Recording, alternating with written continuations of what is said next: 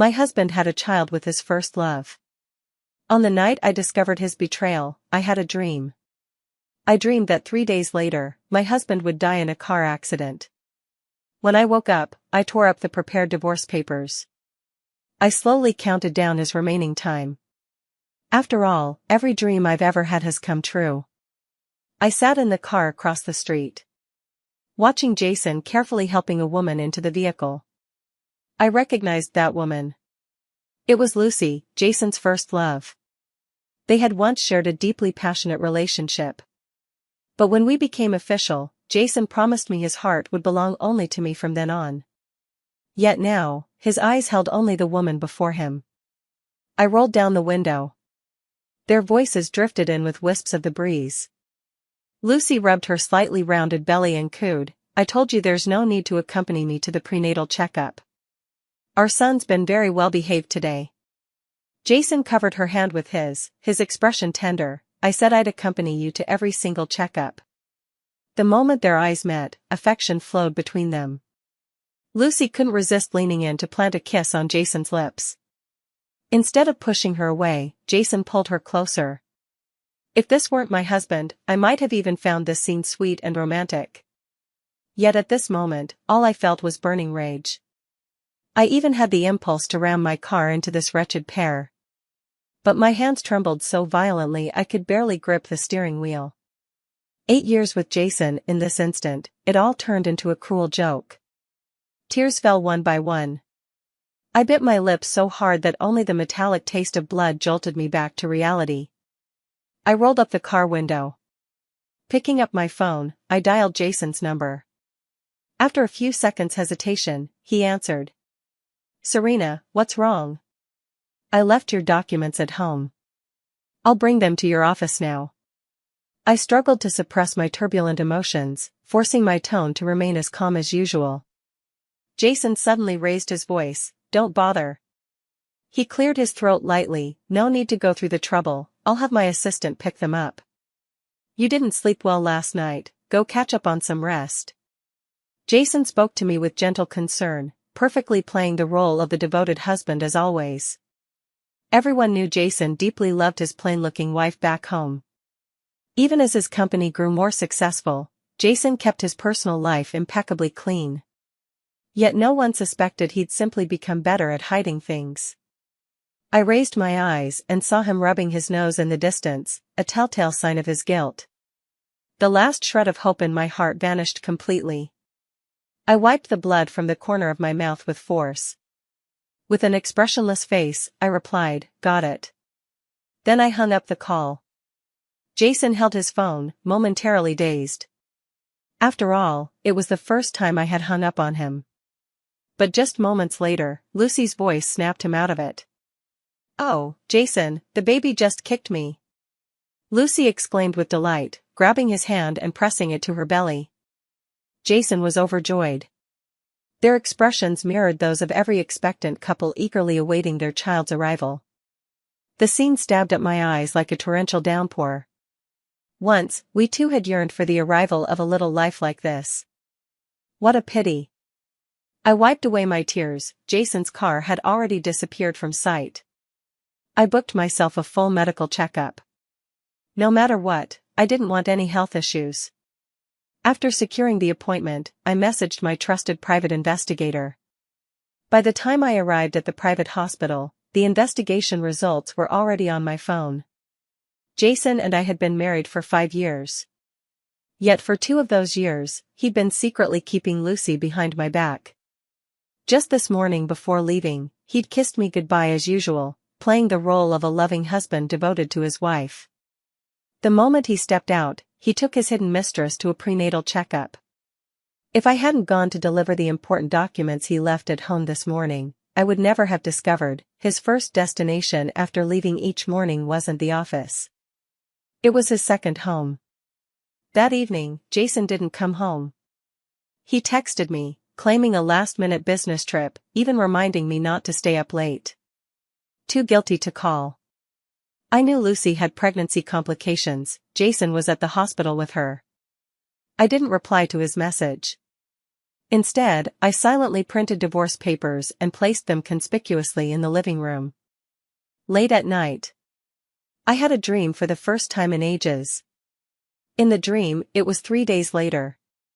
After much negotiation, the big project suddenly agreed to sign the contract.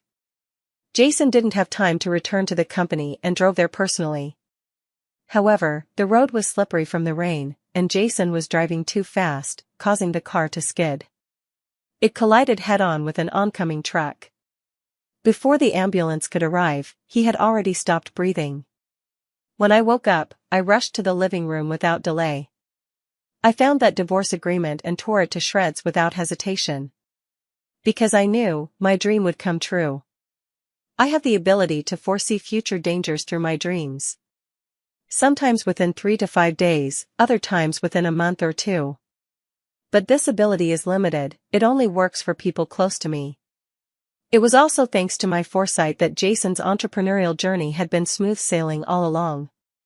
He never stumbled into any pitfalls. I still remember when we landed our first deal, Jason picked me up and spun me around in joy.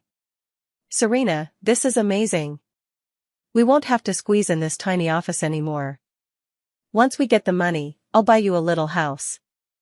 That was the first year I followed Jason to this unfamiliar city to start our business. Our funds were only enough to rent a 20-square-meter office. To save on rent, we bought cheap air mattresses and slept in the office for a full year. Back then, my greatest wish was to have a small home of our own. Although I only mentioned it once, Jason kept it firmly in mind. Later, it was only at my insistence that he gave up buying a house and instead invested the money into the next order. Now, countless properties are already under my name. The small home Jason promised, I no longer yearn for it. A rotten man isn't worth keeping. But wealth within easy reach shouldn't be discarded. Not to mention, this fortune has my share of effort in it. I lowered my gaze, watching the shreds of paper in my hand drift into the trash bin. Suddenly, there was movement at the door. Before I could react, Jason was already walking over. "Honey, why are you in the living room so early in the morning?" I subtly pushed the trash bin back and replied, "Nothing, just throwing away some unwanted garbage." Jason didn't suspect a thing. He walked over and reached out to hug me, but suddenly stopped. "I smell too strong, let me go wash up first." Jason was unshaven and looked exhausted, indeed appearing as if he had rushed back overnight. But my informant had already sent me photos. Lucy had become particularly clingy after her pregnancy scare and insisted that Jason personally take care of her. I couldn't help but wonder, how many of those times Jason used excuses not to come home were actually spent with Lucy. It's disgusting. A wave of nausea hit me, and I crouched by the toilet, vomiting everything. Jason ignored the filth and wiped my face. "What's wrong?" "I'll take you to the hospital." I looked up to see his face pale with shock. The genuine heartache and concern in his eyes were real. Yet so was the betrayal. I gently pushed him away. "It's nothing, probably just a slight chill from last night. You rushed back overnight, go rest first." I feared I might vomit again if I kept looking at his face. As Jason tried to speak, I firmly shoved him out of the bathroom. "I'm really fine, go rest. Tomorrow we have the mountain grave visit." Tomorrow was the anniversary of Jason's grandmother's passing. Raised by her, he shared a deep bond with his grandma. Tragically, she succumbed to illness just as Jason achieved financial success. Every year on this day, we'd clear our schedules to visit her grave together. This time would likely be my last. Little did I know Jason would break this promise. The next morning, we ate breakfast in heavy silence. A ringing phone shattered the stillness. Jason glanced at me instinctively before declining the call. Yet the caller persisted relentlessly. When the phone rang for the third time, I said, "Answer it. It might be something important." Jason gave me an apologetic smile and went to the balcony. At some point, he had stopped answering calls in front of me. In less than 2 minutes, he came back holding his phone. He frowned, his tone impatient. "These people are useless. A project that's almost finished suddenly has a flaw. The phone was thrown heavily onto the table. Another message popped up. Before I could see what it was, Jason picked up the phone. He hesitated for a few seconds and finally couldn't hold back. Serena, they can't handle this flaw. I have to rush back to the office. Let's postpone visiting Grandma's grave until tomorrow, okay? I watched his performance quietly, feeling nothing but amusement inside. Yet on the surface, I still spoke considerately. Company matters take priority, you should go ahead. Jason couldn't wait to stand up and head for the door. Just before closing it, he turned back and approached me. Reaching out, he pulled me into a tight embrace. Serena, I'm so lucky to have you by my side. The moment the door closed, I removed my coat with disgust. How filthy. 4 in the afternoon. I arrived punctually at the cemetery.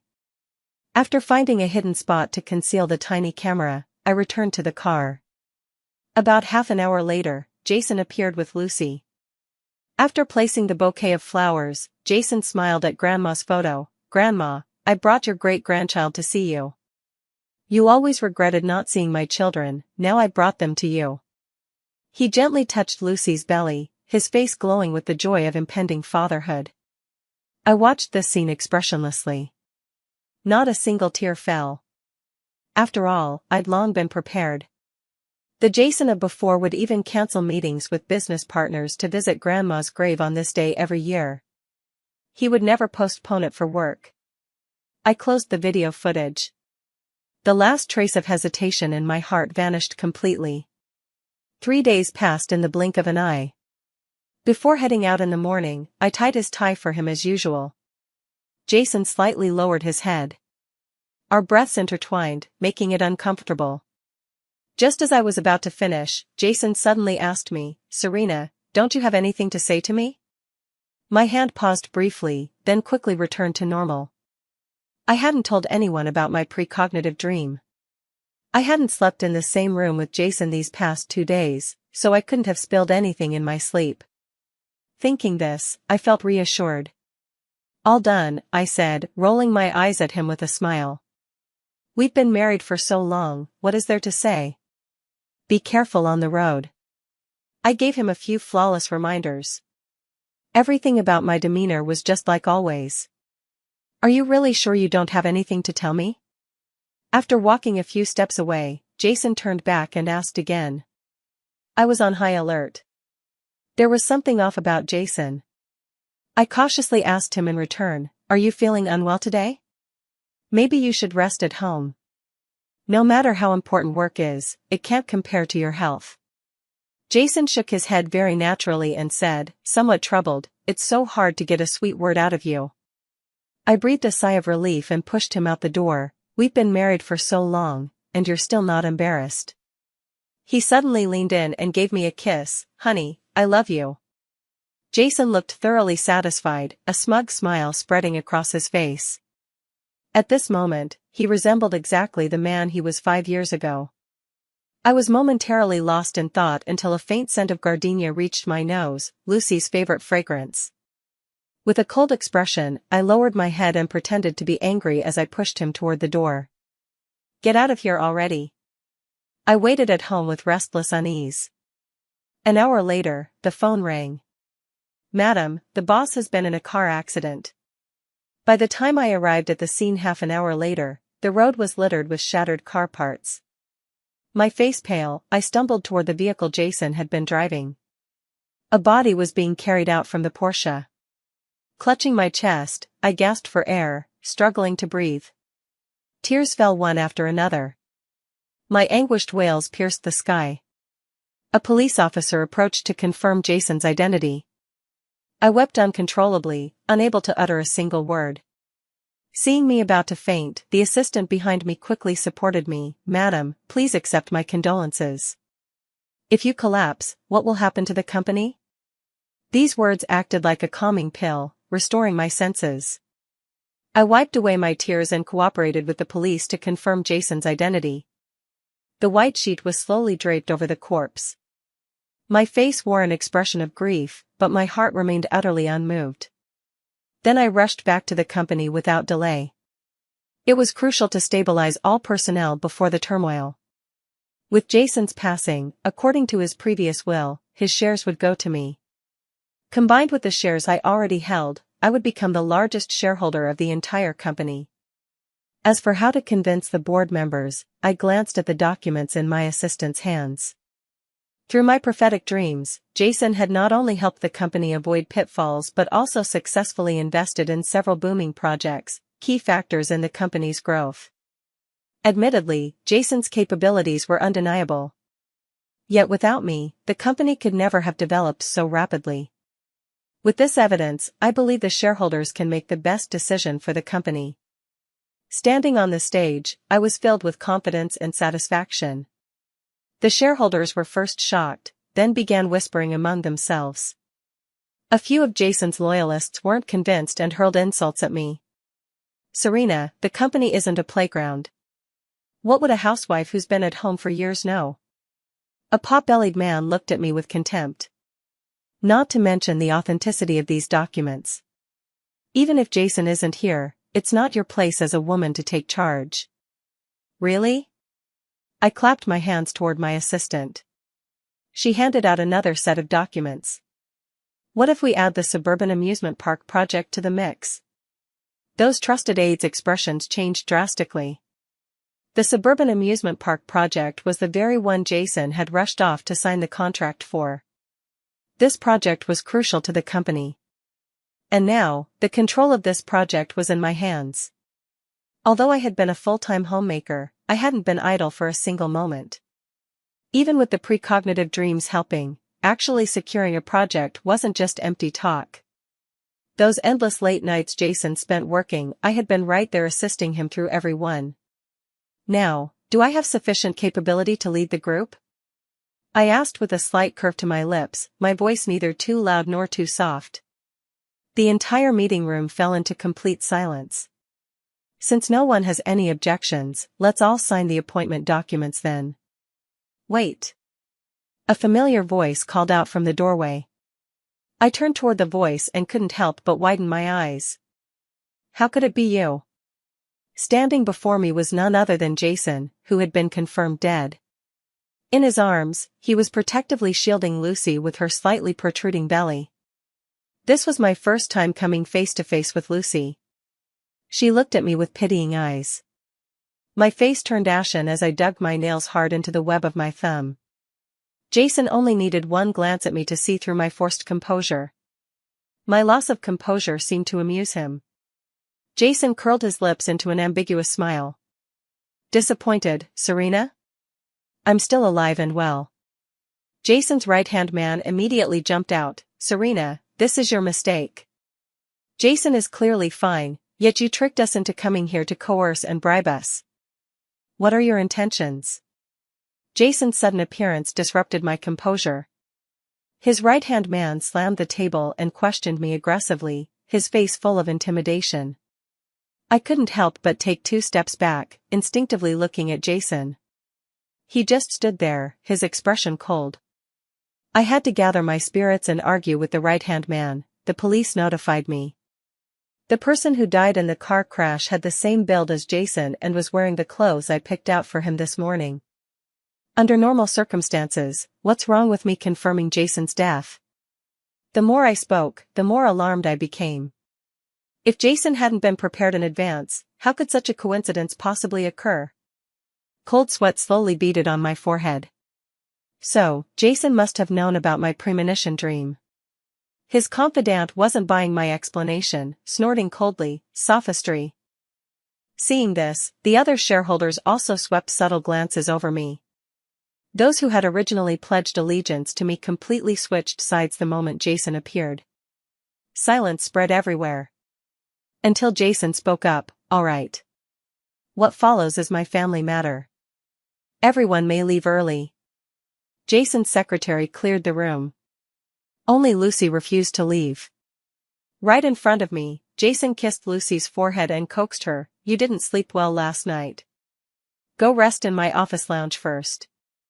I'll come find you once I'm done dealing with this." That lounge was specially set up by Jason for me in his office, so I could rest whenever I visited him at work. Every detail inside was decorated according to my preferences. No one else had ever been allowed in, except me. Now, this privilege had been given to Lucy. How ironic. After Lucy left, only the two of us remained in the meeting room. Jason dropped his gentle facade. He roughly kicked the chair in front of him aside and sneered, "Serena, I'm disappointed in you. You're truly heartless. After 8 years together, you'd actually stand by and watch me die." Ignoring his accusation, I simply asked, "How did you know about my precognitive dream?" "I thought I'd hidden the premonition well." Jason tapped the desk meaningfully and said, "Thanks to you kicking the trash can. A man's intuition told me something was off. After you pushed me out of the bathroom, I went through that trash can and found the divorce papers inside. It suddenly dawned on me. Hand-torn papers were never shredded thoroughly enough." Jason pieced together my intention to divorce from those fragments. It was then he realized I already knew about his affair. We knew each other too well. In an instant, he understood there must be a reason behind my tearing up the divorce agreement. So he immediately investigated my recent whereabouts. Upon discovering I'd consulted about inheritance matters, he grew cautious. On the morning of the accident, Jason repeatedly tested me, trying to confirm if I'd had a change of heart. Yet I remained stone-hearted, watching coldly as he walked to his doom. Furious yet opportunistic, Jason decided to turn this situation to his advantage. Though he didn't know what kind of premonition I had, one thing was certain: he was meant to die today. So he sent the carefully preceded body double along the planned route as arranged. When news of the crash came, Jason broke out in a cold sweat. His hatred for me reached its peak. He'd merely committed an unavoidable mistake any man could make, yet I'd actually tried to kill him. Fortunately, he'd prepared in advance, not only seeing my true nature clearly, but also using this chance to expose disloyal elements within his company. "Let's get divorced." Jason threw the pre-prepared divorce papers in my face. "Considering how long you've let me sleep with you, I'll give you some compensation." He looked at me mockingly, spewing venom without mercy. Even though I already knew he had become a rotten person, the pain in my chest still felt like being pierced by an arrow. The compensation listed in the agreement was just the apartment I currently lived in. I took a deep breath and decisively tore up the agreement. Crumpling it into a ball, I hurled it back at Jason's face. "Dream on. Jason, you're truly despicable. You were the one who cheated first. If we divorce, you'll be the one leaving with nothing." Furious, Jason brushed the paper scraps off his face. "In your dreams. Serena, let me make this clear. The only reason I'm not kicking you out right now is my last act of mercy toward you. Then let me tell you, if you think you can divorce me, keep dreaming." I glared viciously at Jason. "Even if I die, I'll drag you down with me. Your mistress will forever remain a homewrecker, and your child will never be anything but a bastard." Jason and I were panting heavily at each other. Once envied by outsiders as the model couple, we now hated each other like two beasts in combat. The hatred in my eyes completely enraged Jason. He lunged forward and raised his arm at me. Without a hint of fear, I took a step forward and tilted my face. "Go ahead, hit me right here. If you dare lay a finger on me today, tomorrow I'll hold a press conference to show the world my bruises.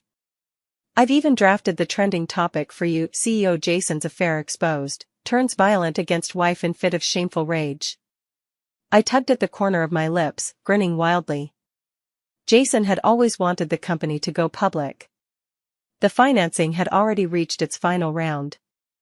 I deliberately delayed the news of his passing.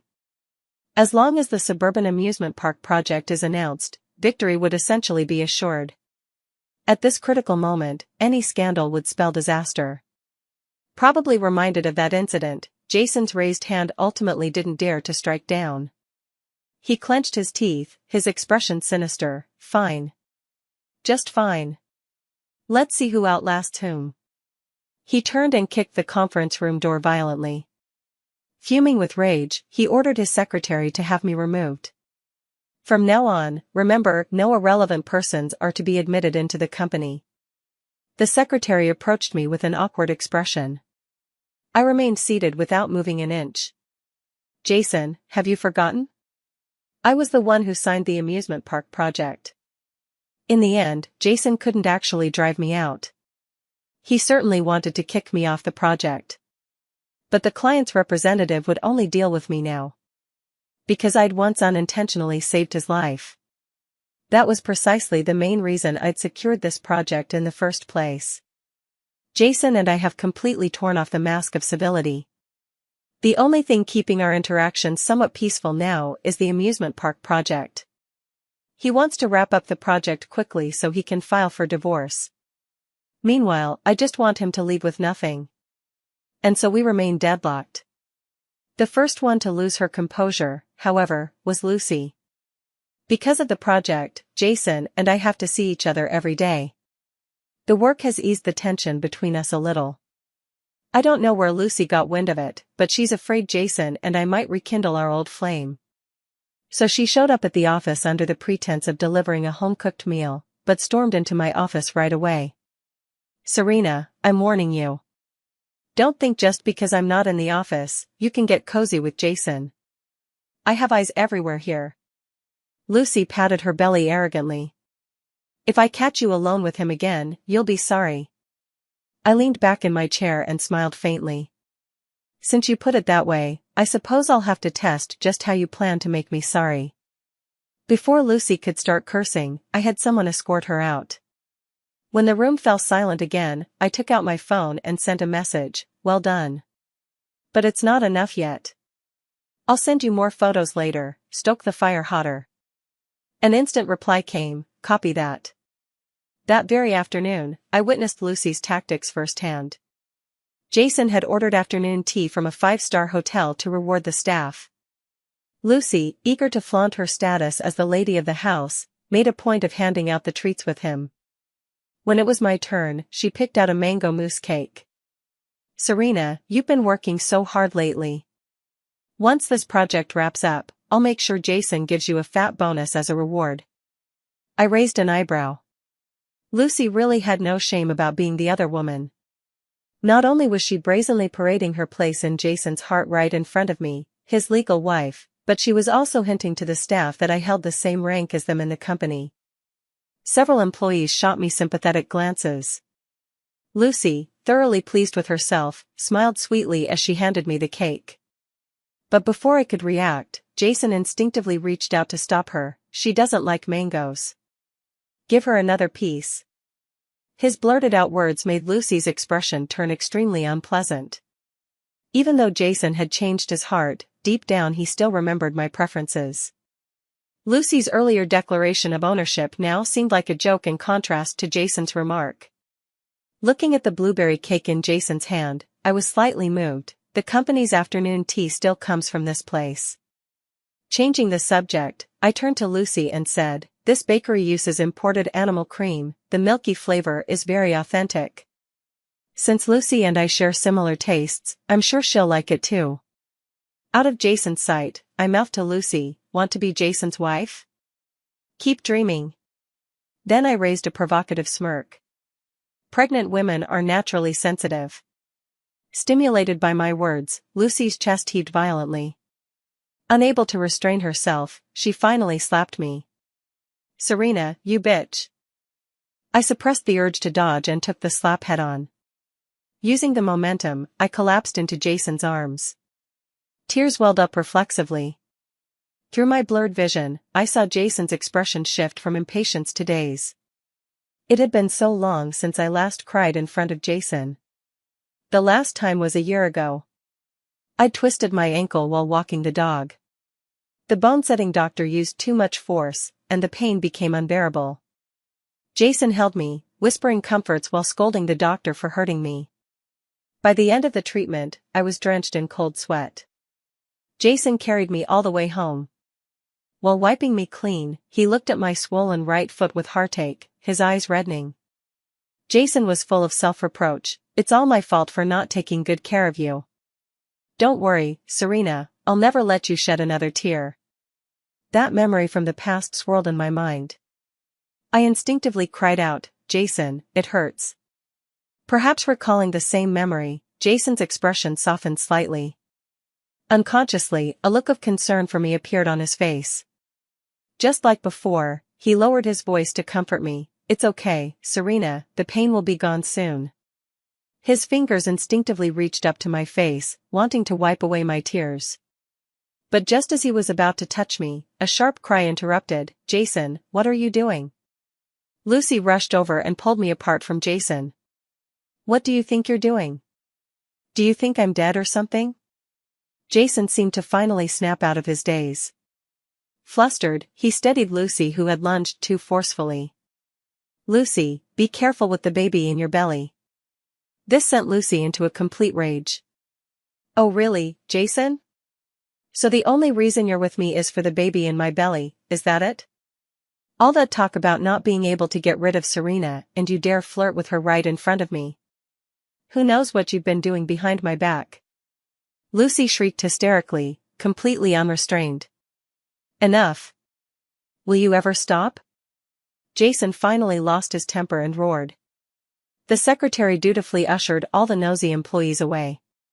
The break room was left with just the three of us. Looking at my swollen right cheek, Jason felt a twinge of guilt. "Lucy didn't mean to do it, don't take it to heart.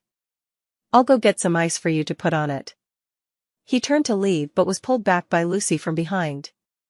"Jason, are you abandoning me and our son?" Tears streamed freely down that delicate face. In the end, Jason's heart softened. Full of tenderness, he promised Lucy, "There's only you, Lucy, I swear it's only you." "All right then, go divorce Serena right now."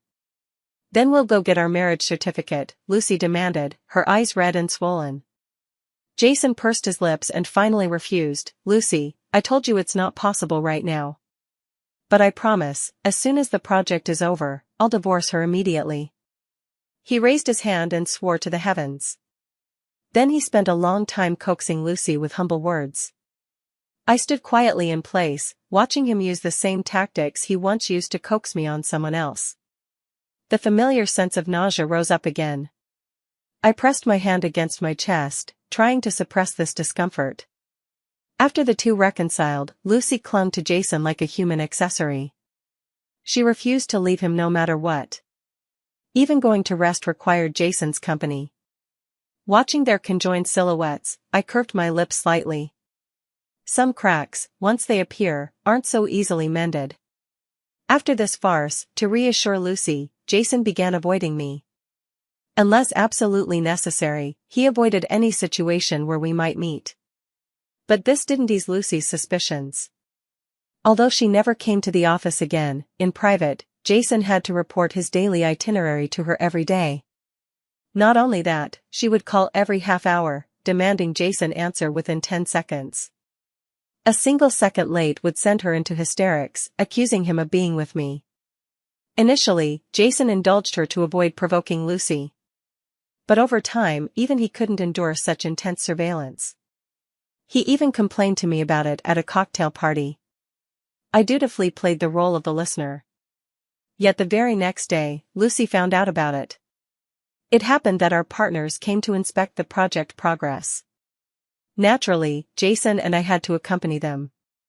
Jason left his phone at the office. When Lucy couldn't reach him, she stormed straight to the company.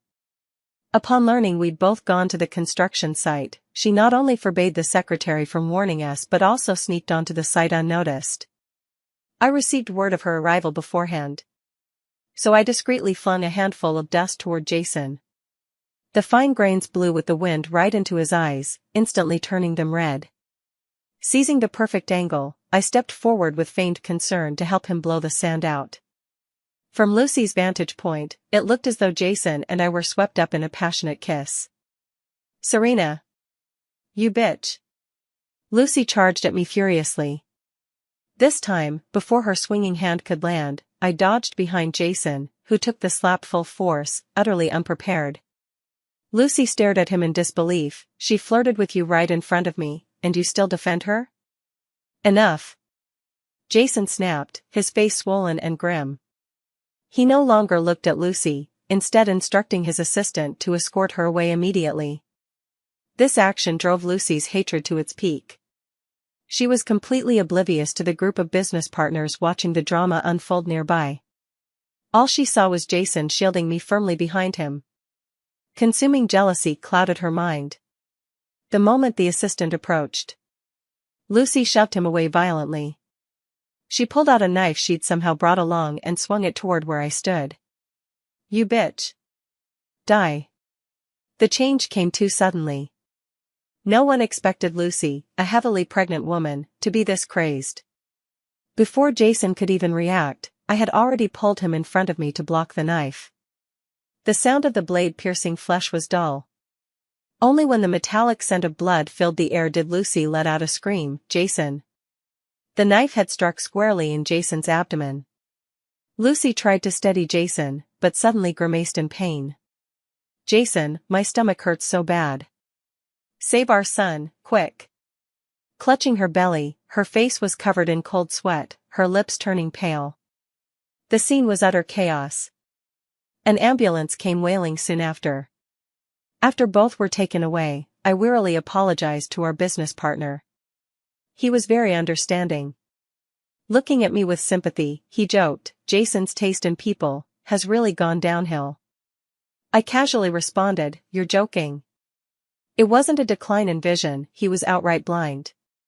A week later, I finally saw Jason again at the company. His injuries were just superficial, not too serious. Lucy, however, had suffered from excessive shock that led to an unstable fetal position. She had been hospitalized for fetal preservation. Jason must have had a rough week. His entire being radiated exhaustion, even his usually straight posture had noticeably slumped. It seemed Lucy had given him no shortage of trouble during this time. "You win, Serena." He handed me the revised divorce agreement with a bitter smile. "The doctor said Lucy can't take any more stress, or she'll lose the baby. Having me leave with nothing in the divorce is impossible, but I can give you more compensation. Apart from the company, you can have 70% of all my assets. Also, I need you to withdraw from the amusement park project." I took the agreement and examined it carefully. 70% was indeed the maximum he could offer me. But people always have more to give when pushed. So I shook my head. 80.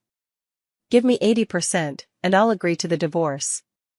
Otherwise, we'll keep dragging this out. After all, I can afford to wait. Jason rubbed his temples irritably and said, "Serena, you're being too greedy." "This is what you owe me," I calmly restated the facts. "You betrayed me, didn't you?" Jason closed his eyes briefly before finally conceding. 80% it is then. He stood up and said through gritted teeth, "We'll finalize the divorce tomorrow morning. You'd better not be late." Just as he was about to leave, I suddenly called out to him, "Jason, is having a son really that important to you?" Jason's footsteps halted. Our family line must not die out. He didn't turn around, but I could hear the determination in his voice. Tears streamed down my face as I laughed bitterly, my voice breaking. "So your heart started wandering the moment you found out I couldn't bear children." In our 3rd year of marriage, I finally got pregnant. But when the baby was 5 months along, Jason's business rival orchestrated a deliberate car accident. I instinctively shielded Jason with my body, but we lost the baby. At the same time, I permanently lost the ability to become a mother. "Serena, I wronged you." This time, Jason finally admitted his fault. "Let me compensate you with an additional apartment." The closed door muffled the man's sigh. I dropped my act, slowly wiping the tears from my face. Then I picked up my phone and transferred $300,000 to an account. "Well done. Your mission is complete, payment sent." A cute emoji popped up in response. I couldn't help but laugh. Jason had no idea my prophetic dream wasn't about a car accident at all. It was about his company going bankrupt. From the moment I discovered his infidelity, every subsequent move had been part of my plan. My sole objective was to liquidate assets and escape my marriage to Jason cleanly. That mountain of debt? Jason could keep every last penny of it. As for Lucy's so-called informant, I'd planted her myself. Every day, this mole would send Lucy staged intimate photos of Jason and me, spinning elaborate tales about how I was seducing him for reconciliation, and how he was tempted. Pregnant women are hormonally volatile, a perfect recipe for rage. Step by step, Lucy marched into the trap I'd woven just for her. And Jason? He was always meant to be the final prey. After smoothly obtaining the divorce certificate, I immediately sold off my company shares. Jason couldn't bear to see the company shares circulating on the market, so he had no choice but to buy them from me. I sold them to him at a price higher than the market rate. With this move, the liquid assets he had left amounted to only 10%. 3 months later, an ancient tomb was unearthed at the nearly completed amusement park construction site. Due to its cultural significance, the project was abruptly halted. Jason, who had barely begun to enjoy the joy of his newborn son, was thrown into chaos by this sudden turn of events. The company's funds were entirely tied up in this project. If it remained suspended, the entire company would suffer a devastating blow. Jason sought help everywhere, but he still couldn't prevent the project from being shut down. The shareholders angrily denounced his incompetence. With Jason's former assets, the company might have weathered the storm. Unfortunately, the meager funds he had now were a drop in the bucket. Even when he swallowed his pride to borrow money, no one was willing to lend to him. Everyone knew, Jason and his company were on the verge of collapse. When I received Jason's call, even though I had anticipated it, I couldn't help but admire his audacity. I arrived as agreed. The restaurant Jason had chosen was the same one we frequented during our relationship. As soon as the dishes were served, he eagerly placed a piece of smoked chicken on my plate. "This is your favorite smoked chicken. Try it and see if it still tastes the same."